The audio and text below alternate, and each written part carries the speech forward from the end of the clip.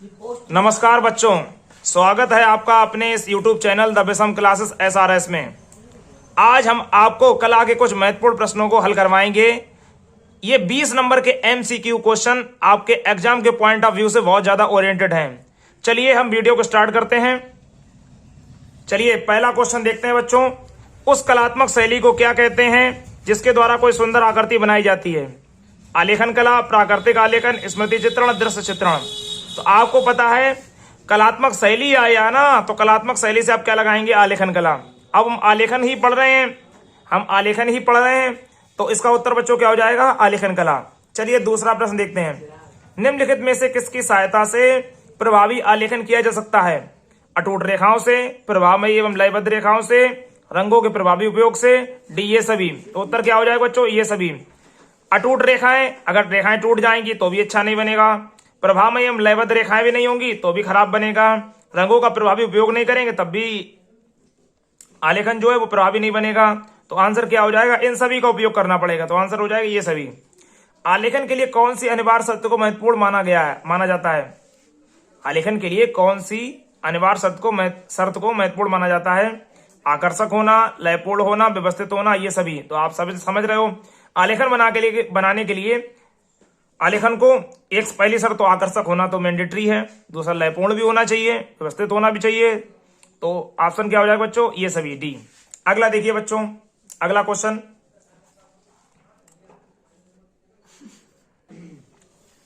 चलो बच्चों तीसरा प्रश्न देखते हैं। आलेखन के लिए कौन सी अनिवार्य शर्त को महत्वपूर्ण माना जाता है? आकर्षक होना, लयपूर्ण होना, व्यवस्थित होना, ये सभी। तो आलेखन को प्रभावी बनाने के लिए ये तीनों शर्त ही आवश्यक हैं। तो ऑप्शन बच्चों क्या हो जाएगा इसका? ये सभी। बनावट के आधार पर आलेखन कला को कितने प्रकारों में बांटा जाता है? Option A B2, B3, C4, D5। तो इसका उत्तर हो जाएगा बच्चों चार इसके प्रकार हैं। ऑप्शन आप याद रखिए कि बनावट के आधार पर बच्चों इसके कितने होंगे? 4। ठीक है, बनावट के आधार पर आलेखन कला को 4 भागों में बांटा गया है। ठीक है, चलो बच्चों अगला क्वेश्चन देखते हैं। क्वेश्चन नंबर 5 देखिए।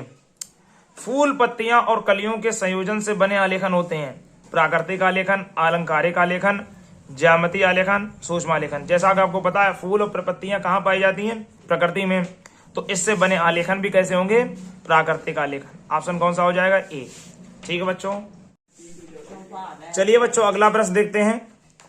किस प्रकार के आलेखन में चित्रकार कल्पनाशीलता के आधार पर प्राकृतिक रूपों को आकर्षक रूप देता है? सूक्ष्म, अलंकारिक, प्राकृतिक, ज्यामितीय। भाई क्वेश्चन कह रहा है कि आलेखन में चित्रकार जो है वो कल्पनाशीलता के आधार पर प्राकृतिक रूपों को आकर्षक रूप देता है। तो प्राकृतिक रूपों का आकर्षक रूप केवल कल्पनाशीलता के आधार पर अगर चित्रकार दे रहा है तो किसका? भाई कल्पना में हम लोग प्रकृति का ही तो अनुभव करते हैं। तो ऑप्शन बच्चों क्या हो जाएगा इसका? सी, प्राकृतिक। निम्नलिखित में से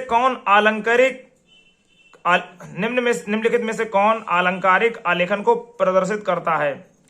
प्राकृतिक रूपों को परिवर्तित करना, वृत्त का निर्माण करना, साड़ियों पर आलेखन, पुस्तकों को रंगीन बनाना। तो ऑप्शन क्या हो जाएगा? प्राकृतिक रूपों को परिवर्तित करना।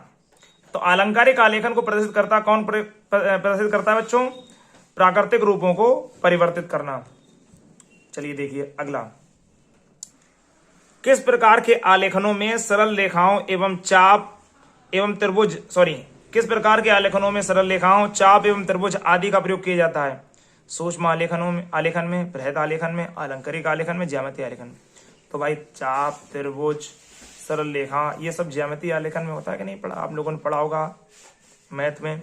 तो ये इसका सबका उपयोग किसमें किया जाता है? ज्यामितीय आलेखन में। ऑप्शन डी इज करेक्ट हो जाएगा बच्चों। चलो बच्चों अगला प्रश्न देखते हैं। सूक्ष्म आलेखन की रचना किस प्रकार के आलेखनों के मिश्रण से होती है? सूक्ष्म आलेखन की रचना किस प्रकार के आलेखनों के मिश्रण से होती है? ए प्राकृतिक, बी अलंकारिक, सी ज्यामितीय, डी ये सभी। तो सूक्ष्म आलेखन में ये सभी चीज अनिवार्य हैं। प्राकृतिक भी होना चाहिए, अलंकारिक भी, ज्यामितीय भी। तो ऑप्शन डी इज करेक्ट हो जाएगा बच्चों। चलिए अगला क्वेश्चन देखते हैं। अगला क्वेश्चन बच्चों देखिए। निम्नलिखित में से कौन सा सूक्ष्म आलेखन का गुण नहीं है? संतुलन का होना, किसी विशेष रूप का समावेश होना, सारणी बनाना, सजावट का होना। तो भाई निम्नलिखित में से कौन सूक्ष्म आलेखन का गुण नहीं है? तो बच्चों हो जाएगा किसी विशेष रूप का समावेश होना।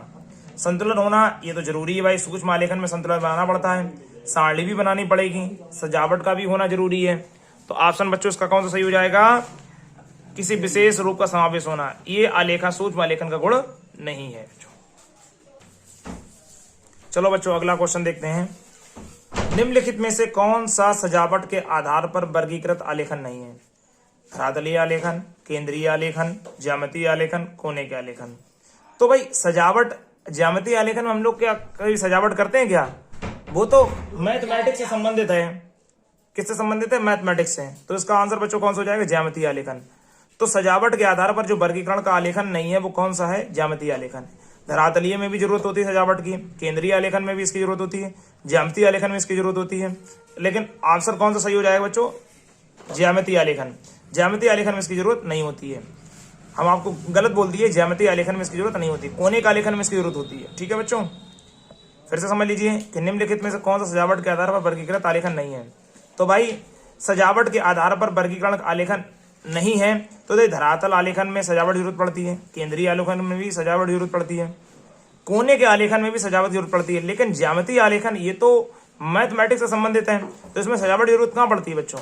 तो ऑप्शन सी इज करेक्ट हो जाएगा, इसमें सजावट की जरूरत नहीं पड़ती है।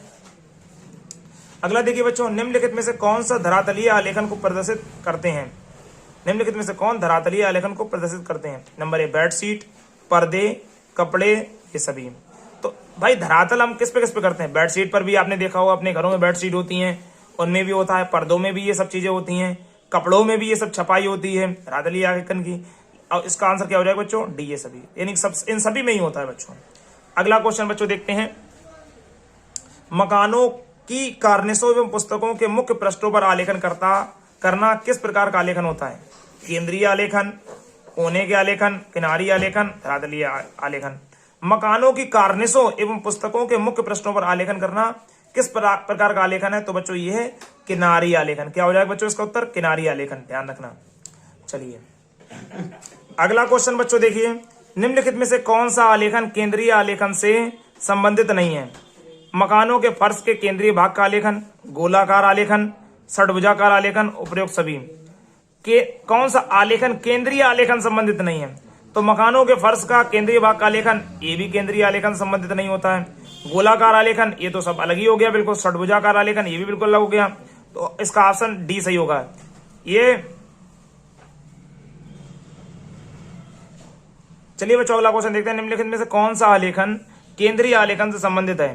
तो मकानों के फर्श के केंद्रीय भाग का आलेखन, तो भाई केंद्रीय भाग का आलेखन ये तो है ही एक। तो दूसरा गोलाकार आलेखन ये भी संबंधित है केंद्रीय आलेखन से। षड्भुजाकार आलेखन ये भी केंद्रीय आलेखन संबंधित है। तो ऑप्शन क्या हो जाएगा बच्चों उसका? उपरोक्त सभी। अगला क्वेश्चन देखते हैं इसका, कोने के आलेखन का गुण है। कोने के आलेखन का गुण है धरातल के कोने को सजाना, सामने की ओर प्रभावी होना, छतों व फर्शों के कोने को सजाना, उपरोक्त सभी। तो बच्चों इसका आंसर हो जाएगा उपरोक्त सभी। कोने के आलेखन का गुण क्या है? धरातल के कोनों को सजाना ये भी है, सामने की ओर प्रभावी होना ये भी है, छतों व फर्शों के कोनों को सजाना ये भी है। तो उपरोक्त सभी हो जाएगा बच्चों। आलेखन की उपयोगिता है वस्तुओं का मूल्यवान होना, वस्तुओं को भारी होना, कम आकर्षक होना, अप्रभावी होना। तो उपयोगिता बच्चों क्या है? मूल्यवान होना ये तो जरूरी है बच्चों, भारी होना ये जरूरी नहीं होता है। ये भारी होना ये तो नेगेटिव चीज है, कम आकर्षक होना ये भी जरूरी नहीं, ये तो बहुत पूरा ही गलत है, अप्रभावी होना ये भी गलत है। तो ऑप्शन ए करेक्ट हो जाएगा बच्चों। ठीक है, निम्नलिखित में से कौन से आलेखन के तत्व हैं? संतुलन रूप, प्रभाविता, लयात्मकता, सभी। तो भैया संतुलन रूप भी आवश्यक है, प्रभाविता भी आवश्यक है, लयात्मकता भी आवश्यक है, ये सभी आवश्यक है बच्चों आलेखन के लिए। आलेखन के तत्व ये सारे। अगला क्वेश्चन बच्चों देखेंगे कि एक आवृत्ति द्वारा आलेखन चित्रण के संबंध में कौन सा सही है? एक ही इकाई का आलेखन करना, फूल पत्तियों से आलेखन को चित्रित करना, लयबद्धता उत्कृष्टता प्रदान करना, डी उपरोक्त सभी। तो भाई एक आवृत्ति द्वारा आलेखन के चित्रण के संबंध में सही ये तीन हो ही सही है इसके आंसर। एक ही इकाई का आलेखन करना चाहिए, फूल पत्तियों से आलेखन चित्रित करना चाहिए, लयबद्धता द्वारा उत्कृष्टता प्रदान करना चाहिए, उपरोक्त सभी हो जाएगा बच्चों इसका आंसर। ठीक है, अगला क्वेश्चन बच्चों देखते हैं। दो या दो से अधिक आवृत्तियों का आलेखन बनाने के लिए सर्वप्रथम किसकी रचना को आवश्यक माना जाता है? वृत्त बनाना, वर्ग बनाना, आयत बनाना, ये सभी। भाई 2 या 2 से अधिक आवृत्ति करना है आलेखन बनाने के लिए किसकी रचना आवश्यक मानी गई है? तो वृत्त, वर्ग, आयत, ये तीनों ही सही हैं। तो ऑप्शन डी सही हो जाएगा बच्चों, डी। अगला क्वेश्चन देखिए, रंग योजना के अंतर्गत मूल रंगों में किसे शामिल नहीं किया जाता है? तो भाई प्राथमिक रंग जिसे बोला या मूल रंग बोला जाता है, तो हाँ, तो ये 3 रंग होते हैं, red, yellow, blue. Red, yellow, blue, तो ये तो 3 प्राथमिक रंग हैं। कौन कौन से? रेड हो गया एक, येलो हो गया बच्चों, और ब्लू। ये प्राथमिक रंग होते हैं, रेड, येलो, ब्लू। देखो पीला तो हो गया येलो, ये प्राथमिक रंग है। नीला ये भी प्राथमिक रंग है। लाल ये भी प्राथमिक रंग है। तो हरा जो होता है वो प्राथमिक रंग नहीं होता बच्चों। तो ऑप्शन सी इज करेक्ट हो जाएगा। आपको याद रखना है, प्राथमिक रंग आपसे अगर पूछा जाए तो आप याद रखना आपको RYV या RBY, कुछ भी याद रख सकते हो। तो रेड, येलो, ब्लू आपको याद रखना है, रेड, येलो, ब्लू, यानी कि नीला, पीला, लाल, नीला, पीला, लाल, ये तीनों प्राथमिक रंग होते हैं बच्चों। अगला देखिए, द्वितीय रंग गौड़ रंग। द्वितीय रंग को गौड़ रंग बोलते हैं। ये प्राथमिक थे, ये द्वितीय है। द्वितीय रंग गौड़ रंग अर्थात नारंगी रंग को तैयार करने के लिए किन 2 मूल रंगों को मिलाया जाता है? तो आपने खुद मिला के देखा को नारंगी कैसे बनाते हैं। लाल में हम क्या मिला देते हैं बच्चों? पीला। लाल में क्या मिला देते हैं? पीला। तो आंसर कौन सा सही हो जाएगा? ऑप्शन बी करेक्ट हो जाएगा। ठीक है, अगला क्वेश्चन बच्चों देखते हैं। जर्मन वैज्ञानिक ऑस्टवाल्ड के अनुसार आदर्श रंग चक्र में कितने रंगों को समायोजित किया जाता है? तो बच्चों 5, 6, 8, 10। तो याद रखिए 8। ओस्टवाल्ड से आप याद रखिए 8। ओस्टवाल्ड जर्मन वैज्ञानिक के अनुसार अगर आदर्श रंग में चक्र कितने रंगों को समायोजित किया जाता है, तो आप उत्तर लगाएंगे बच्चों 8। ठीक है, चलिए अगला क्वेश्चन। ऑस्टवाल्ड के अनुसार आदर्श रंगों की श्रेणी में कौन से रंग शामिल होते हैं? तो देखिए पीला एवं नारंगी, लाल एवं बैगनी, गहरा हरा, आसमानी, नीला और धानी। तो ऑप्शन ये सभी हो जाएगा। ये सभी याद रखिए भाई, ये सभी 8 रंग ओस्टवाल्ड के अनुसार आदर्श रंगों की श्रेणी में शामिल होते हैं। ये सभी रंग हो जाएगा, उत्तर डी इसका सही है। आदर्श रंग चक्र के अंतर्गत गर्म रंग में शामिल होते हैं लाल, पीला, नारंगी, ये सभी। आदर्श रंग चक्र के अंतर्गत गर्म रंग में शामिल कौन होता है? लाल भी होता है, पीला भी होता है, नारंगी होता है, ये सभी होता है। तो आंसर हो जाएगा ये सभी, डी। ठीक है बच्चों, ध्यान रखना आपको। किसी विशिष्ट रंग में काले तथा सफेद रंग के मिश्रण से बनी विभिन्न शेड का निर्माण किस रंग संगति के अंतर्गत आता है?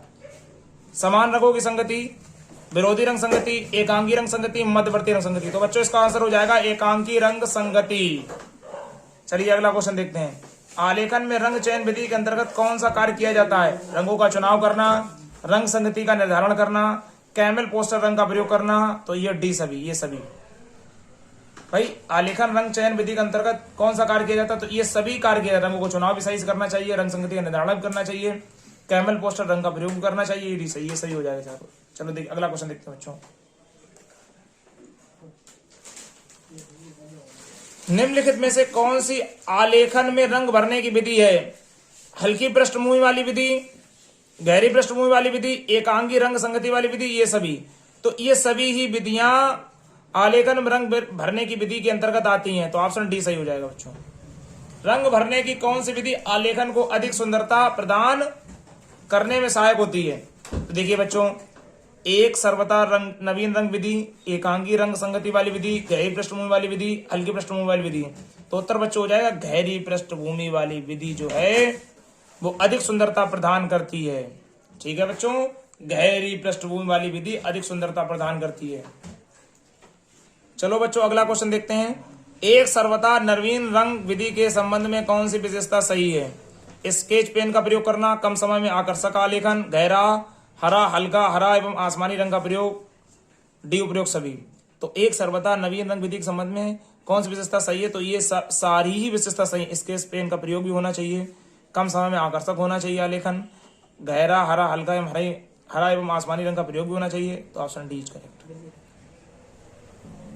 अगला प्रश्न देखें। चित्रण करते समय निम्नलिखित में से किन आवश्यक वस्तुओं के प्रयोग पर ध्यान देना चाहिए? स्वच्छ चित्रण सामग्री, सूती कपड़े का उपयोग, पारदर्शी ट्रेसिंग पेपर, ये सभी। तो ये सभी चित्र करते समय इन सभी आवश्यक वस्तुओं का उपयोग करना चाहिए। ये सभी हो जाएगा बच्चों। स्वच्छ चित्रण सामग्री भी, सूती कपड़े भी होने चाहिए, पारदर्शी ट्रेसिंग पेपर भी होने चाहिए। ऑप्शन ये सही हो जाएगा। आलेखन में चित्रण करते समय किन सावधानियों पर ध्यान देना चाहिए? आलेखन को गंदा नहीं करना चाहिए, ब्रश को पानी में अधिक समय तक नहीं रखना चाहिए, आलेखन की दीवारों को स्पष्ट बनाए रखना चाहिए, डी उपरोक्त सभी। तो बच्चों ये सभी उत्तर सही होंगे। आलेखन को गंदा तो नहीं कर सकते आप, इन सावधानियों का ध्यान रखना पड़ेगा। ब्रश को पानी में अधिक देर नहीं रखना चाहिए, नहीं तो खराब हो सकता है। आलेखन की दीवारों को स्पष्ट रखना चाहिए, बिल्कुल सही। ऑप्शन चारों ये सही हो जाएंगे बच्चों।